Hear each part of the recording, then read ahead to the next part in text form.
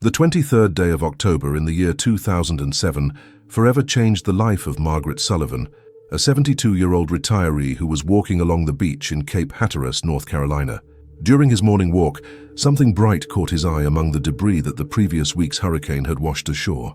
It was a corroded but still legible military nameplate. Captain William James Morrison, United States Navy, 1916 to 1942.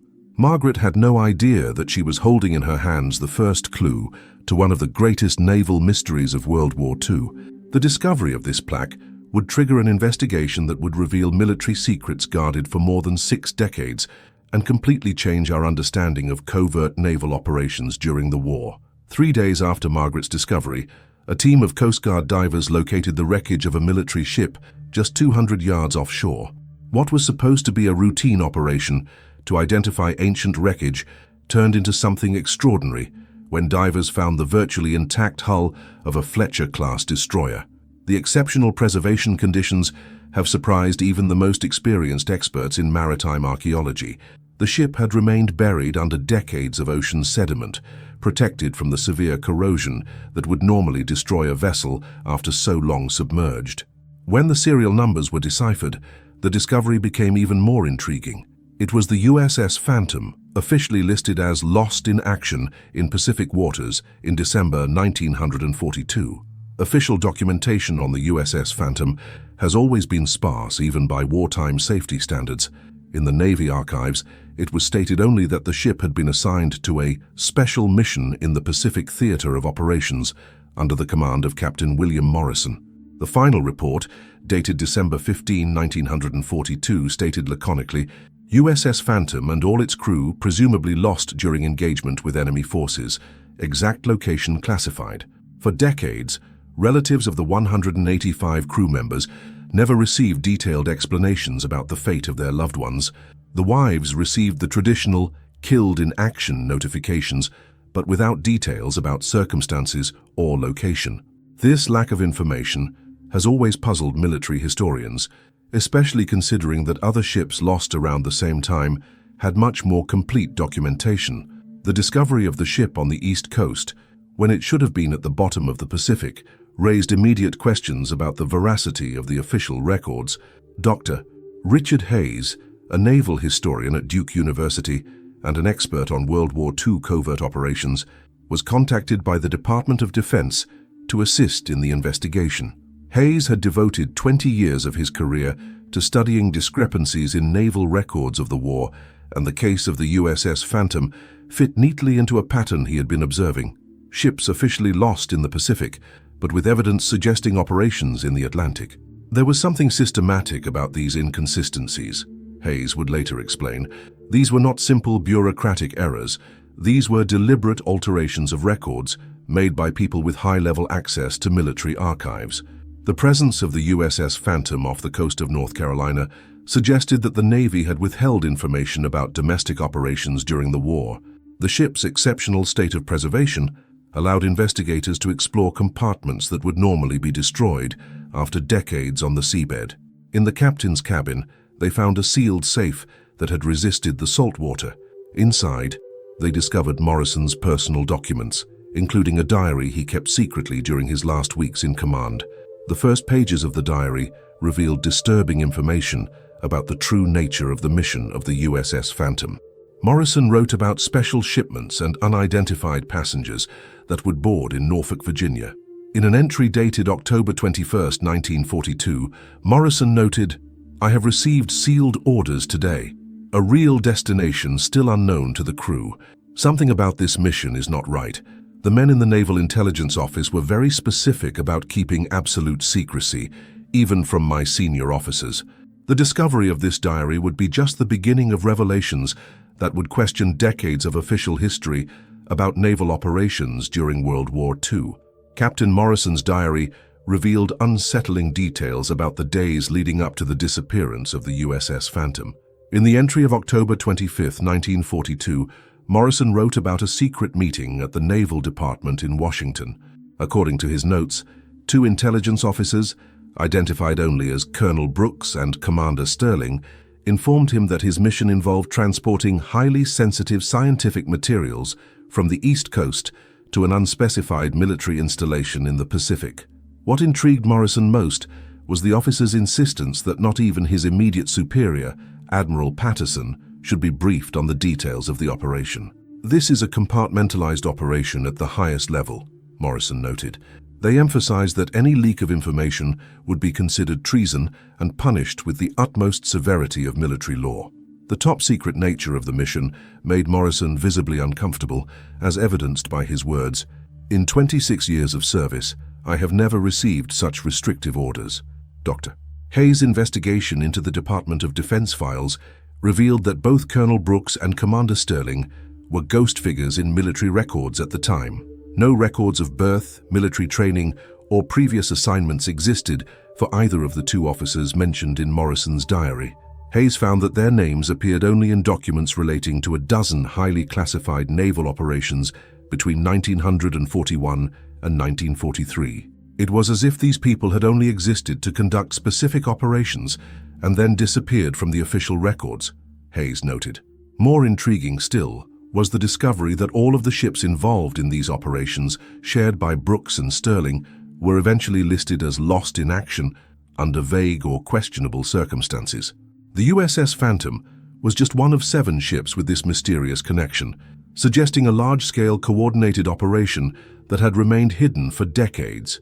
Subsequent diary entries revealed that Morrison began to seriously question his mission when he arrived in Norfolk Harbor on October 28. Instead of the standard military shipment he had hoped for, the USS Phantom received several containers sealed with radiation symbols, something extremely unusual for 1942, years before nuclear tests became routine. Morrison noted, "The containers are guarded by scientists in full protective suits. My crew was instructed not to approach the cargo area under any circumstances." Dr. Heinrich Zimmermann, who apparently oversees this shipment, spoke briefly to me in German before correcting himself and switching to heavily accented English. This entry was particularly significant as it suggested the involvement of German scientists in an American military operation during the time of the war against Germany. The mention of Dr. Zimmermann would be crucial to discovering the true nature of the mission of the USS Phantom.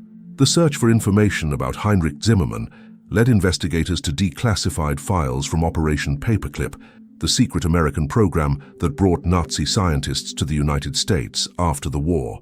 Surprisingly, Zimmermann appeared on preliminary lists of German scientists of interest as early as 1942, 2 years before the official operation began. Documents indicated that Zimmermann was a nuclear physicist specializing in uranium enrichment who had secretly defected from Germany in the early 1942, bringing with him crucial information about the German nuclear program. The Office of Strategic Services, the predecessor of the CIA, had organized its extraction through a resistance network in Denmark. However, its presence on American soil was so secret that not even the Manhattan Project had official knowledge of its existence. Zimmermann was working on an even more classified parallel program, the goal of which was to develop countermeasures for possible German nuclear weapons. The last relevant diary entry, dated November 2, 1942, revealed the final destination planned for the mysterious cargo of the USS Phantom. Morrison wrote, "I finally discovered our true mission through an intercepted conversation between Zimmermann and his assistants. We're not going to the Pacific. Our destination is an underground facility somewhere in the mountains of Colorado, accessible only by a secret sea route that involves sailing the Great Lakes.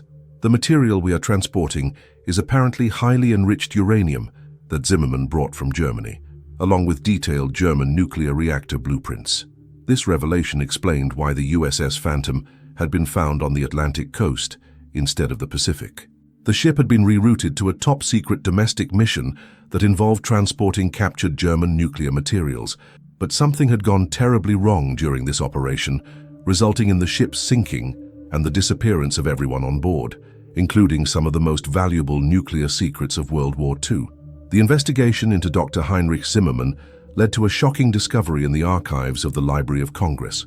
Among documents donated by the widow of a former employee of the Office of Strategic Services in 1983, the investigators found a typewritten report titled Operation Darkwater, Critical Incident Report. The document, classified as top secret until 2005, contained details about what really happened to the USS Phantom. According to the report, signed by then Major General Curtis Crawford, the ship had faced a catastrophic radiological emergency while crossing the North Carolina coast on November 4, 1942. The shipment of enriched uranium had begun to leak radiation at lethal levels, progressively contaminating the crew and making the ship a danger to any coastal population. Crawford wrote, "The situation aboard the USS Phantom deteriorated rapidly. Captain Morrison reported via radio that more than 50 crew members had severe symptoms of radioactive poisoning. The containment of the nuclear material had completely failed." The report revealed that Morrison had received direct orders from Washington to steer the ship into deep water and sink it, sacrificing its crew to protect the civilian population and maintain the secrecy of the operation. This order was personally transmitted by Admiral Chester Nimitz through a top-secret code known only to commanders with special clearance. Morrison, according to the report, initially refused to comply with the order, arguing that there was still time to evacuate part of the crew. For 48 tense hours, Morrison tried to find an alternative solution, including the possibility of docking at an isolated military facility where the crew could receive medical treatment. However, analysis by radiation experts sent from Oak Ridge concluded that the levels of contamination made any rescue impossible. Captain Morrison demonstrated exceptional courage in maintaining communication with us until the end, Crawford wrote. His last broadcasts indicated that he had finally accepted the necessity of sacrifice for the greater good. The transcripts of Morrison's final communications, attached to Crawford's report, provided an agonizing account of the USS Phantom's last moments. On November 6, 1942, at 2:37 in the morning, Morrison broadcast, "Darkwater Base here, Phantom Alpha. Critical situation deteriorating. We have lost 20 more men in the last 6 hours. Zimmerman died during the night. The uranium containers are completely compromised. Radioactive steam visible throughout the lower deck." 3 hours later, Morrison made his penultimate broadcast. "Darkwater Base, we're heading for final coordinates. Explosives prepared for controlled detonation. I want it to be recorded in the records that my crew died serving their country with honor. They did not know the real nature of our cargo, but they bravely faced death." The last broadcast, at 6 hours and 12 minutes, was brief. "Darkwater, here Morrison, sinking now. May God forgive all of us for what we have done here." Crawford's report included an appendix detailing efforts to cover up the incident and create a plausible official story. An elaborate disinformation operation was implemented to make it appear that the USS Phantom had been lost in combat in the Pacific. False records were created indicating fictional naval battles, and even imaginary survivor reports were fabricated to lend credibility to the story.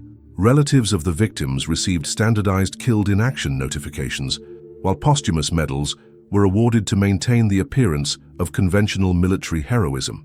Crawford noted that the disinformation operation was so successful that even high-ranking officers in the Navy itself believed the official version of events. "The truth about the USS Phantom must remain classified indefinitely," Crawford wrote. The revelation of this operation would compromise not only national security, but also public confidence in our military operations during this critical period of the war.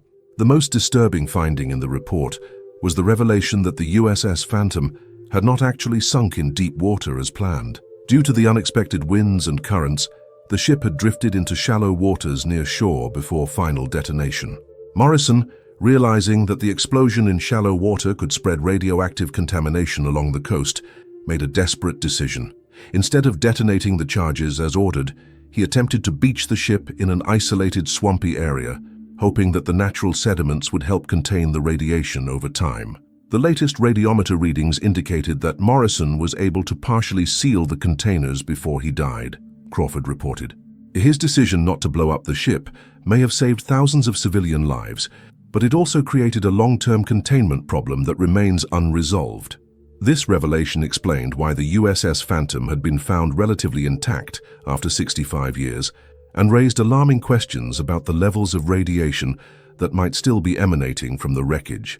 The discovery of the Darkwater report immediately triggered emergency protocols at the U.S. Department of Energy.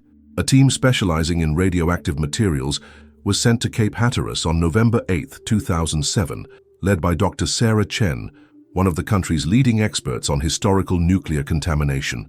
Chen had worked on cleanup of contaminated sites during the Manhattan Project and understood better than anyone the risks associated with enriched uranium in the 1940s.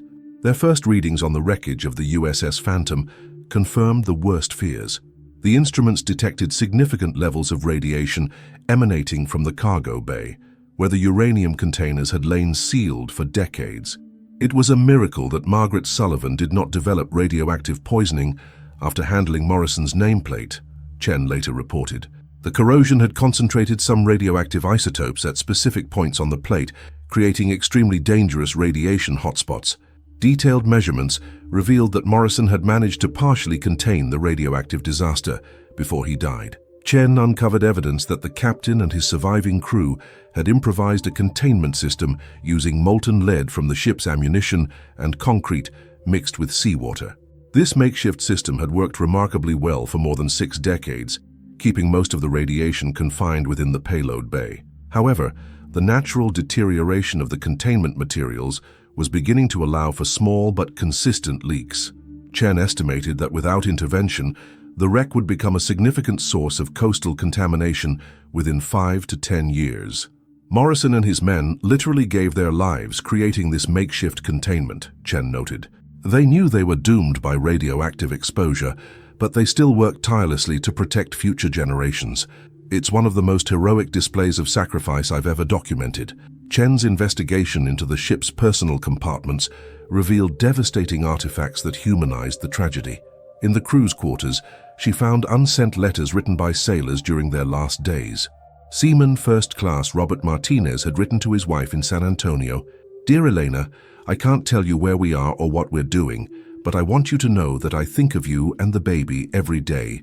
If something happens to me, please tell our son that Dad was doing something important to keep you safe." Chief Engineer Thomas McKenna left a letter for his parents in Boston. "Mother and Father, the captain told us that our mission is vital to winning this war. We don't know exactly what it is, but we trust it completely. He is a good man who is making difficult decisions to protect our country." These letters provided a deeply personal perspective on men who died without fully understanding what had caused their demise. Chen also discovered Dr. Heinrich Zimmermann's personal diary in the makeshift laboratory he had set up on the ship. Zimmermann's final entries revealed technical details about what had caused the radioactive leak. According to his notes, the uranium containers had been damaged during a severe storm on November 2, 1942. The excessive vibration of the ship had caused microscopic cracks in the lead liners, allowing uranium to react with seawater that had seeped into the cargo bay. This reaction created radioactive gases that spread rapidly throughout the ship through the ventilation system, Zimmermann wrote. "I tried to seal the containers using materials available on the ship, but my own level of exposure was already lethal. I have calculated that everyone on board will receive fatal doses within 72 hours. Zimmermann had used his last moments of lucidity to document containment procedures that Morrison subsequently implemented, potentially saving thousands of coastal lives. Chen's most shocking discovery was found in the captain's vault, where Morrison had kept a second set of sealed orders that arrived via radio during the crisis. These orders, sent directly from the office of the Secretary of the Navy, revealed that senior government officials knew from the beginning that the mission had a high probability of catastrophic failure. A memorandum dated October 25, 1942, 3 days before the departure of the USS Phantom, stated, "Operation Darkwater poses an acceptable risk considering the strategic value of the captured German materials. Total loss of ship and crew is a scenario contemplated in the contingency plans." This revelation indicated that Morrison and his men had essentially been sent on a suicide mission, with senior commanders aware that the chances of survival were slim. Chen realized that he was dealing not only with a nuclear accident, but with evidence that the American government had deliberately sacrificed nearly 200 sailors to gain a scientific advantage over Nazi Germany. This discovery would completely change the nature of research and raise ethical questions about covert military operations that remained relevant decades later. The revelation about the deliberate nature of the suicide mission prompted retired military lawyer Colonel James Patterson to join the investigation. Patterson, an expert on war crimes and military rights violations, had devoted his post-retirement career to exposing historical injustices against American military personnel. When he learned about the memo found in Morrison's safe, Patterson immediately acknowledged possible violations of the Uniform Code of Military Justice that could still be prosecuted legally. Knowingly sending military personnel to their deaths without informing them of the specific risks constitutes murder under military law, Patterson said. The fact that it happened during war does not absolve commanders of responsibility for criminally negligent decisions. Patterson set about building a case that could hold accountable not only military officers who had been dead for decades, but also government institutions that had maintained the cover-up for more than 60 years. Patterson's investigation into the military archives revealed a systematic pattern of cover-up that extended far beyond the USS Phantom. He discovered evidence of at least 12 similar operations between 1941 and 1945, all involving the transport of captured German scientific materials using American military crews not informed of the risks. These operations, collectively known as the Darkwater series, resulted in the deaths of more than 1,500 U.S. military personnel who were officially listed as killed in action in various fictitious locations. Patterson found evidence of ships supposedly sunk in the Pacific that had actually sunk in the Atlantic, submarines officially lost in the North Sea that lay at the bottom of the Gulf of Mexico, and even aircraft listed as shot down over Germany that had crashed into the mountains of Colorado during secret transport missions. It was a psychological warfare operation directed against our own military, Patterson noted. They were being used as human guinea pigs in experiments that the government knew were lethal. During his research, Patterson made a discovery that would completely change his perspective on the case. Among declassified CIA documents obtained through the Freedom of Information Act, he found references to a survivor of Operation Darkwater who had lived in secret for decades. The document mentioned a Phantom 7 subject who had been rescued from the wreckage of the USS Phantom in critical condition and subsequently held at a secret military medical facility. This survivor, identified only by a serial number, had provided detailed testimony about the final events on the ship before being placed in a decades-long witness protection program. Patterson realized that if this survivor were still alive, he would be the only person able to provide a first-hand account of what really happened during the last days of the USS Phantom.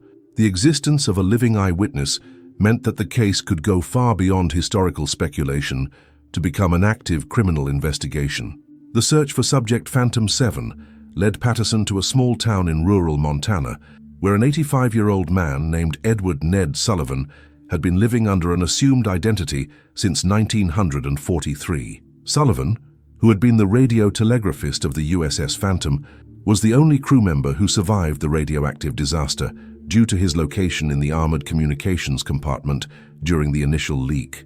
When Patterson found him, Sullivan initially refused to talk, citing the oaths of secrecy he had signed decades earlier. However, when Patterson showed him photographs of the letters found on the ship written by his dead comrades, Sullivan began to cry and agreed to break his silence. "I carried this secret for 64 years, Sullivan said. "Every night I dream of those men dying as I remained locked in an armored room, unable to help them. It's time to tell the truth about what our own government has done to us." Sullivan's testimony provided chilling details about the last few days aboard the USS Phantom that were not in any official documents. He revealed that Morrison had found out about the lethal nature of the mission just 48 hours before the radioactive leak, when he intercepted communications between Washington and the naval base in Norfolk. "The captain was devastated when he realized that we had all been sent to die," Sullivan recalled. He gathered the senior officers and said he would try to find a way to save at least part of the crew, even if it meant disobeying direct orders. Sullivan described how Morrison spent his last waking hours manually working to seal the radioactive containers, even though he knew that every minute of exposure was killing him faster. "He could have locked himself in the armored compartment with me and lived a few more days," Sullivan said. "Instead, it chose to die trying to save people we didn't even know existed, future generations who could be contaminated if the radiation spread." This testimony transformed Morrison from a distant historical figure into a tragic hero whose sacrifice had been deliberately concealed for more than 6 decades. Edward Sullivan's testimony revealed an even more sinister aspect of Operation Darkwater when he described the events that followed his rescue from the wreckage of the USS Phantom. Sullivan had been found unconscious but alive by military divers who located the ship 3 days after the sinking, on November 9, 1942. For the next 6 months, he was held in a secret military medical facility in the Nevada desert, where he underwent intensive interrogations and medical experiments related to radioactive exposure. "They weren't trying to heal me," Sullivan revealed. "They were studying the effects of radiation on a human survivor. They took blood samples daily, subjected me to constant X-rays, and meticulously documented how my body was reacting to exposure." Sullivan described military doctors who spoke openly about using their data to develop more effective radioactive weapons and treatments for soldiers who could be exposed in future nuclear operations. This revelation indicated that Operation Darkwater was not only about transporting German materials, but also about conducting illegal human experiments on American military personnel. During his forced recovery, Sullivan had access to documents and conversations that revealed the true extent of the Darkwater program. He learned that Dr. Heinrich Zimmermann was not a German defector, as Morrison had believed, but rather a double agent working simultaneously for the American and German intelligence services. Zimmermann had been instructed by the Germans to supply the Americans with deliberately contaminated uranium that would cause accidents during transport, eliminating American scientists and military personnel involved in the nuclear program. Simultaneously, he was collecting intelligence on American nuclear capabilities to transmit back to Berlin. "It was a sabotage operation that our own commanders knew about and allowed," Sullivan explained. "They knew Zimmermann was a double agent, but they decided to use the mission as an opportunity to test the effects of radiation on American troops under real combat conditions." This revelation transformed the tragedy of the USS Phantom from an accident into a deliberate human experiment orchestrated by the highest levels of the American government. Sullivan revealed that during his stay in Nevada, he encountered other survivors of Darkwater operations who were being held at the same facility. An Air Force pilot named Lieutenant Marcus Webb had survived the airlift of German radioactive materials that resulted in the contamination of an entire military base in New Mexico. A naval engineer, Commander David Foster, had escaped from a submarine carrying experimental German chemical weapons before they leaked and killed all the remaining crew. "We were like living ghosts," Sullivan recalled. "Officially, we were dead. Our families had received death notices, our names were on war memorials, but in reality we were being kept as laboratory specimens."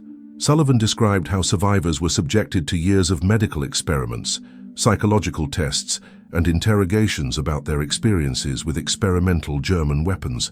Many of the survivors died during these experiments, but their deaths were attributed to complications related to war injuries in falsified medical records. Sullivan's release from the military medical facility in 1949 came with strict conditions that explained why he had remained silent for decades. He was forced to sign documents renouncing all military benefits, assume a new identity, and agree to government monitoring for the rest of his life. Federal agents visited Sullivan regularly to ensure he kept his silence, and he received implicit threats about what would happen if he tried to contact family members of other crew members of the USS Phantom. "They gave me a choice," Sullivan said. "Live a normal life under a new identity or disappear permanently like the other survivors who tried to speak." Sullivan revealed that at least 3 other survivors of Darkwater operations had tried to make their experiences public in the 50s and 60s, only to die in suspicious accidents shortly thereafter. This information suggested that the cover-up of Operation Darkwater had involved not only falsification of records, but also systematic elimination of potential witnesses. Sullivan's decision to finally break his silence was prompted by the discovery that government agents were still monitoring family members of the fallen crew members of the USS Phantom. He revealed that wives, children, and grandchildren of the men who died on the ship had been subtly surveilled for decades, with their careers, relationships, and activities being influenced by discreet government interference. They wanted to make sure that no family member would ever ask tough questions about how their loved ones really died, Sullivan explained. "I have seen reports about children of crew members being rejected for government positions for unspecified safety issues. I have seen families being discouraged from researching military histories through various forms of subtle pressure. Sullivan had decided that at the age of 85, he was willing to risk the consequences of telling the truth, especially after learning that physical evidence of the USS Phantom had finally been found. "Those men deserve the truth to be told," Sullivan said.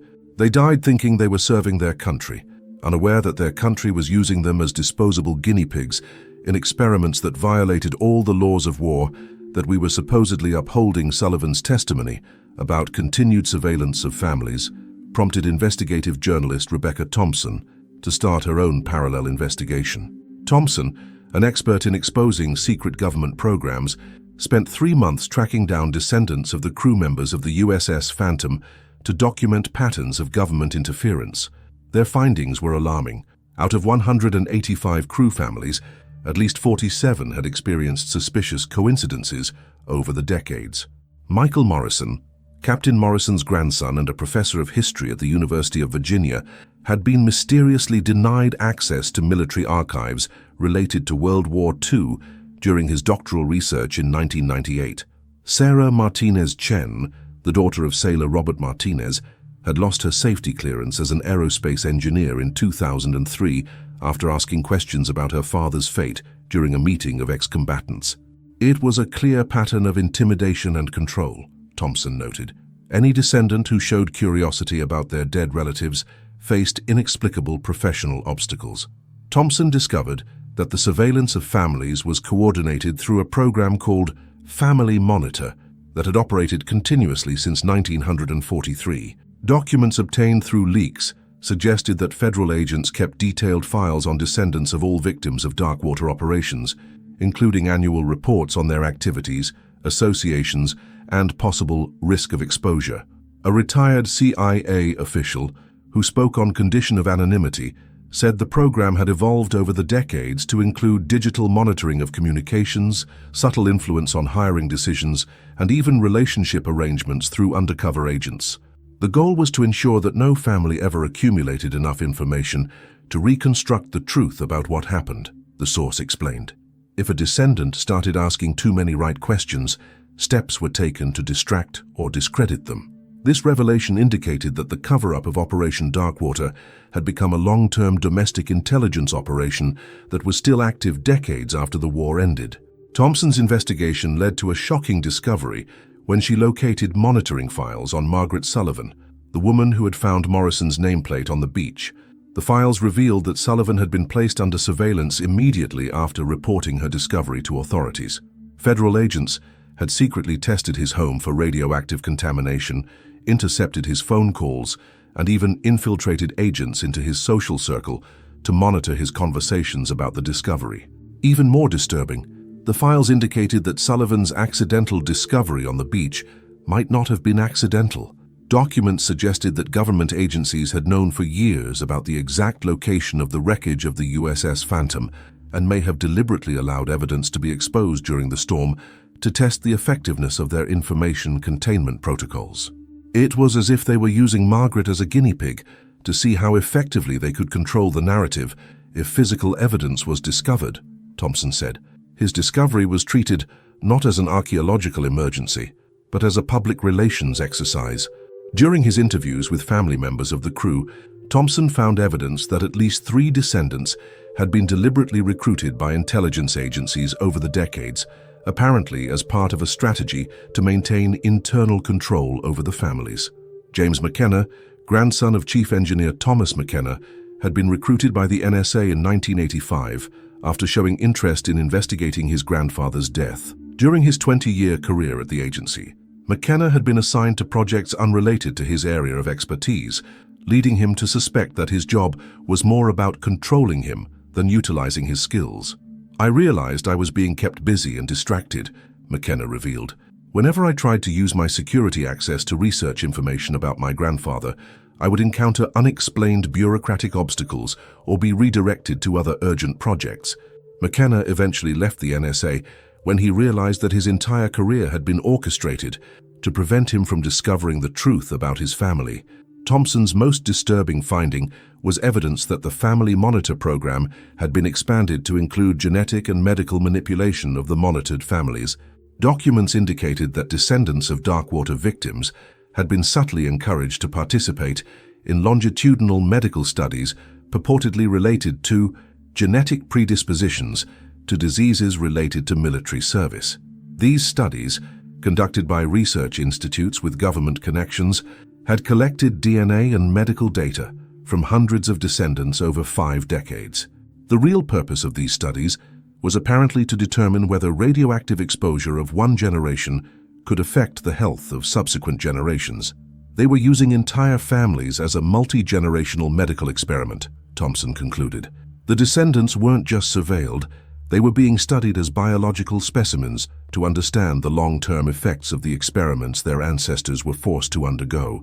This revelation suggested that the consequences of Operation Darkwater extended far beyond the original victims, to include decades of non-consensual experimentation on their families, turning a war tragedy into a humane research program that violated virtually every ethical principle established since the Nuremberg trials. Rebecca Thompson's exposure of the Family Monitor program triggered a congressional investigation that would be led by Senator Elizabeth Warren of Massachusetts. Warren, a member of the Senate Armed Services Committee and known for her aggressive stance against government cover-ups, called for public hearings to examine what she called one of the most serious violations of civil rights in modern American history.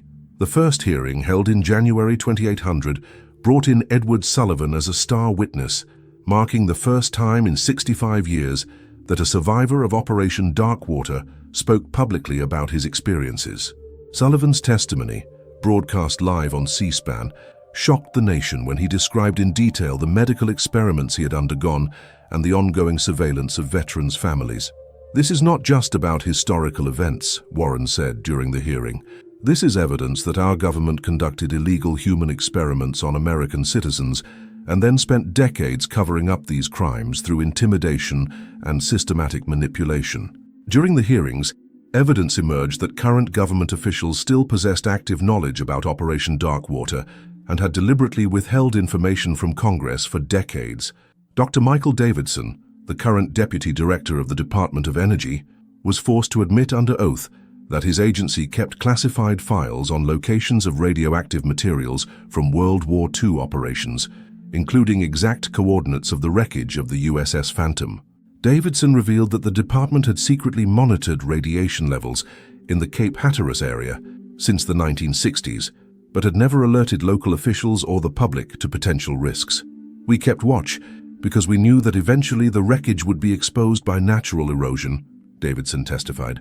"Our position was that revealing the location would create unnecessary public panic." This admission led Warren to question how many other contaminated sites existed along American coasts without public knowledge.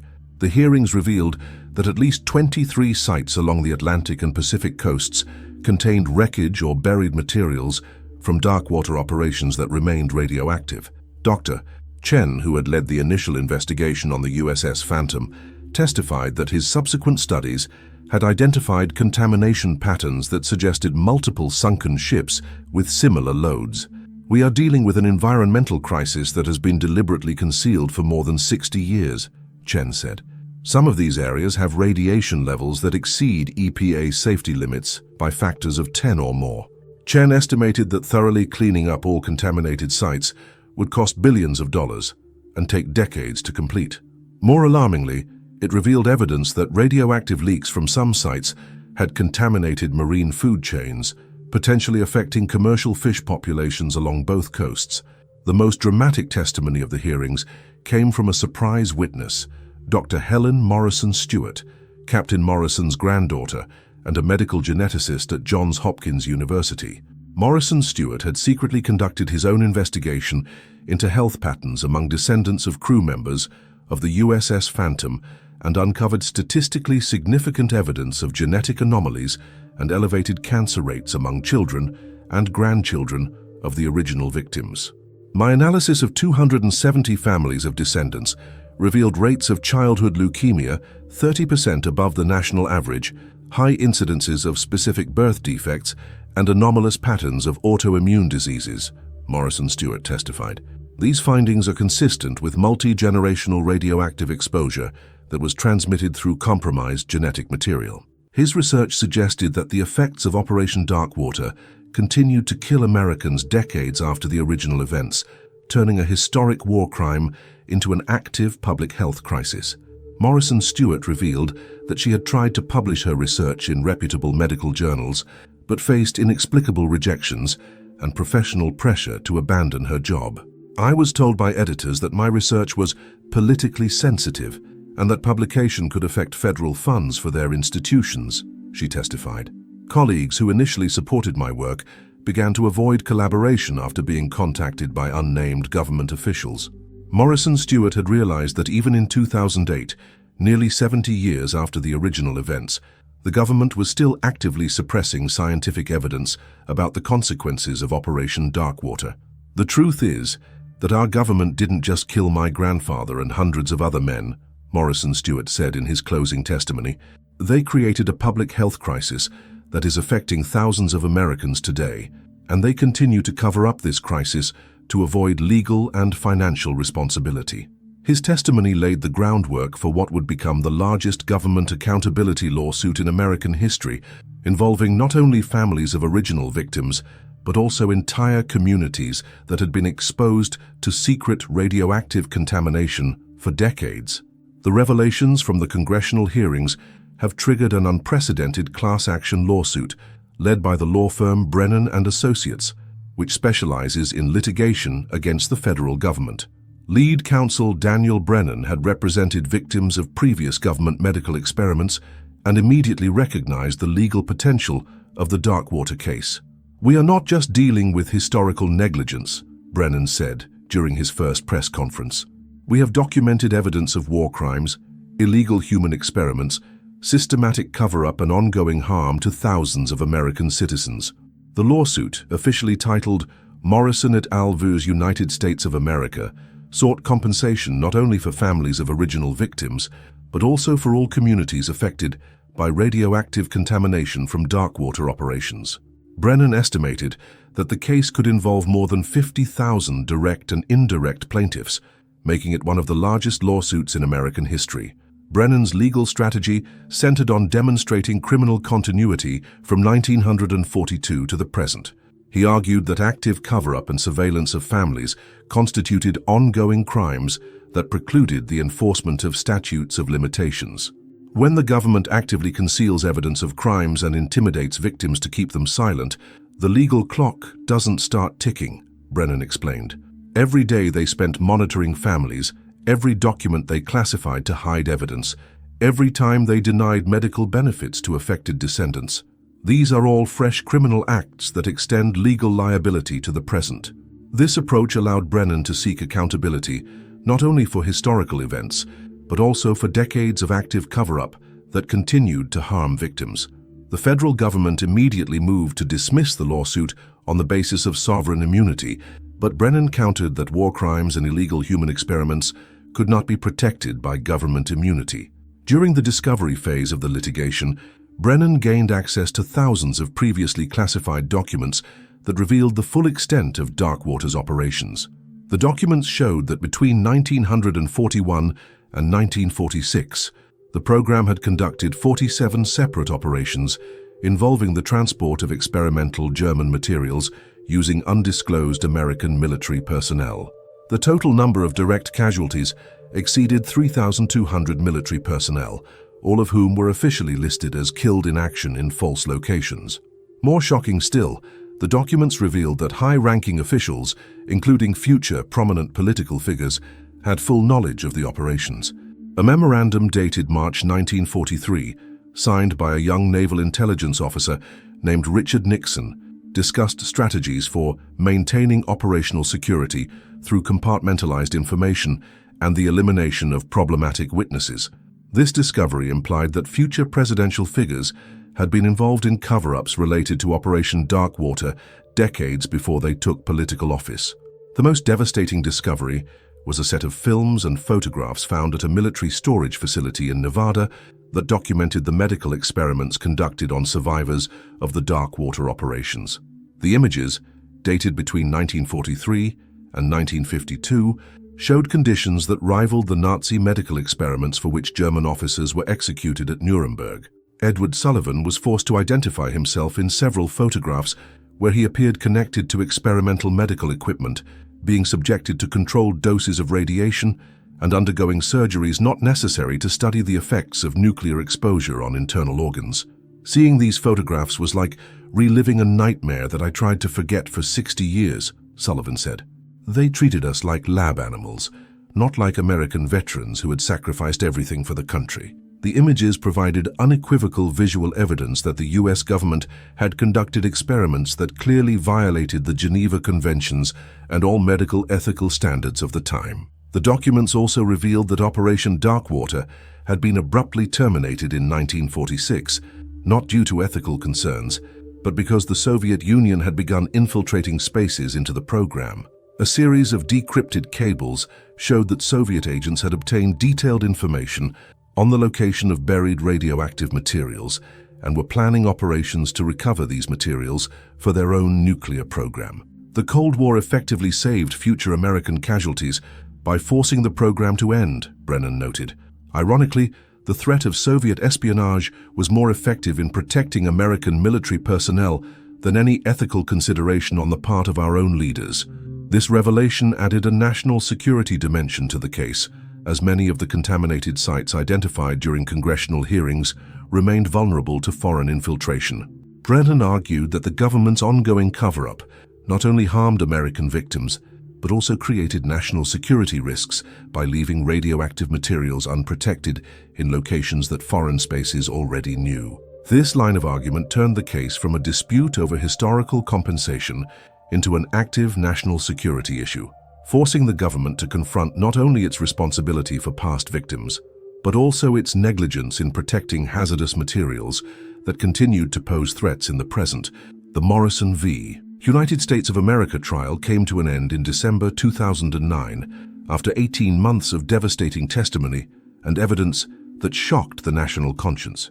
The federal jury, made up of 12 ordinary citizens who heard more than 200 hours of testimony about human experiments, systematic cover-ups and war crimes, deliberated for only 6 hours before returning a unanimous verdict in favor of the plaintiffs.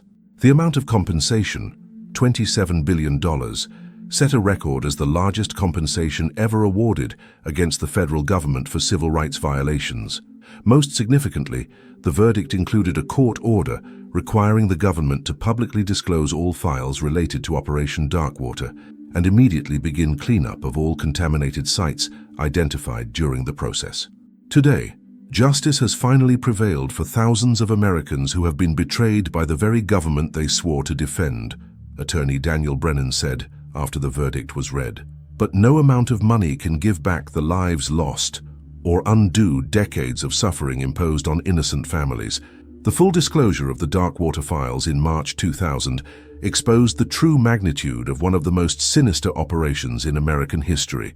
The declassified documents revealed that more than 8,000 US service members had been deliberately exposed to hazardous materials in 47 separate operations over 5 years. In addition to nuclear experiments, the program had included tests of German chemical weapons, experimental biological agents, and psychological warfare technologies that had been captured from the Nazis. Edward Sullivan, now 87, became the national symbol of the victims when he was officially honored by President Barack Obama at a White House ceremony on Memorial Day 2000. Mr. Sullivan represents the courage of all Americans who have suffered in silence to protect secrets that should never have existed, Obama said during the ceremony. His decision to finally speak the truth saved countless future lives and restored our faith in democracy's ability to correct itself, even when confronted with its darkest chapters. The post-trial investigation revealed that at least 350 sites along American coasts still contain dangerous radioactive or chemical materials from similar operations. The cleanup program, estimated to be worth $50 billion over 20 years, became one of the largest environmental remediation operations in American history. Dr. Sarah Chen has been appointed to lead the new Office of Historic Sites Remediation, a federal agency created specifically to handle legacies of secret military experiments. We are essentially undoing 70 years of deliberate contamination, Chen explained. Each site we clean up reveals new evidence about the extent of the experimentation our government has conducted on its own people. The cleanup work also led to the discovery of more survivors from other dark water operations, including a 91-year-old woman in Oregon who had been exposed to experimental chemical agents in 1944 and kept under secret medical observation for the rest of her life. Margaret Sullivan, the retired woman whose discovery of the nameplate on the beach had started the whole investigation, died peacefully at the age of 75 in January of 2011, 3 months before the first radioactive cleanup began at Cape Hatteras. In her will, she left a letter addressed to the families of the crew members of the USS Phantom. I hope that finding the truth about your loved ones will bring some peace after so many decades of unanswered questions. Those men died as heroes, betrayed by leaders who put scientific ambition above human lives, but his ultimate courage in trying to protect future generations from radioactive contamination proves that the true American spirit resides in ordinary people willing to sacrifice everything for the sake of others, not in politicians willing to sacrifice others for the sake of themselves. Captain Morrison's nameplate, she had found, was eventually buried with full military honors at Arlington National Cemetery, along with the names of all 185 crew members of the USS Phantom engraved on a memorial dedicated to the forgotten victims of World War II.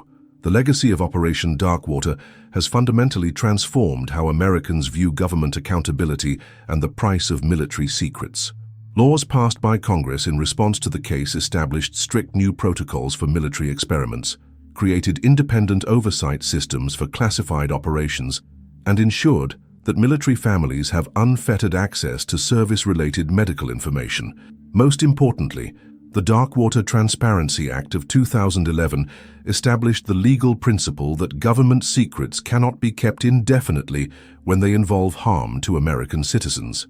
Edward Sullivan, who died at the age of 92 in 2015, surrounded by dozens of family members of the crew members of the USS Phantom he had helped find, lived to see his story become a mandatory part of the American history curriculum in public schools.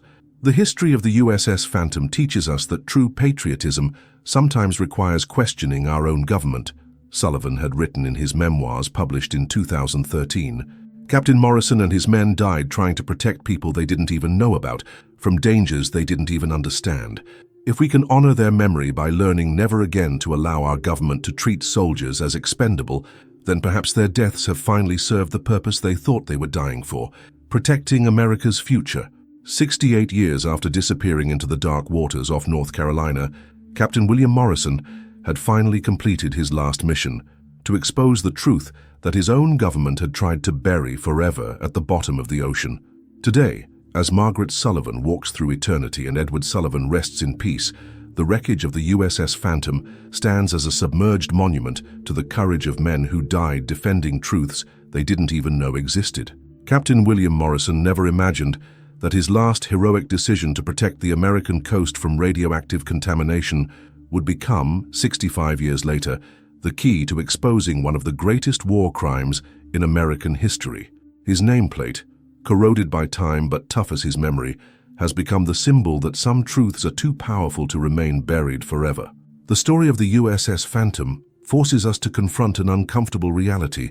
How many other dark secrets still reside in the depths of our oceans, in our government's classified archives, or in the enforced silences of survivors who carry truths too heavy for a lifetime? If we could discover such a massive and systematic operation just by chance, through the morning walk of a retiree, what other betrayals await revelation in the sands of time? Sullivan's courage in breaking decades of silence reminds us that democracy only works when ordinary citizens find the strength to challenge powers that prefer inconvenient truths permanently submerged. The real legacy of this investigation lies not in the $27 billion paid in compensation, but in the fundamental transformation of how we question authority and demand transparency. Every document declassified, every survivor who found the courage to speak out, every family who finally got answers about their lost loved ones, these are the real victories that prevent future dark water operations.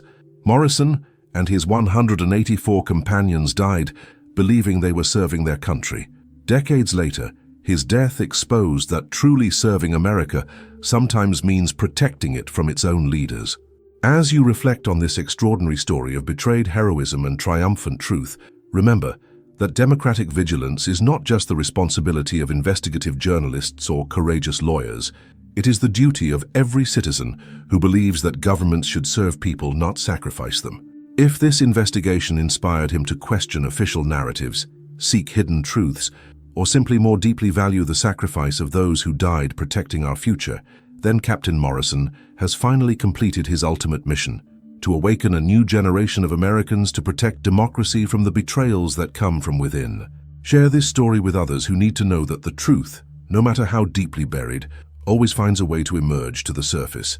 And sign up to uncover more mysteries that have quietly shaped our history, because in a world where government secrets still threaten innocent lives, being informed is not just a right, but a patriotic responsibility.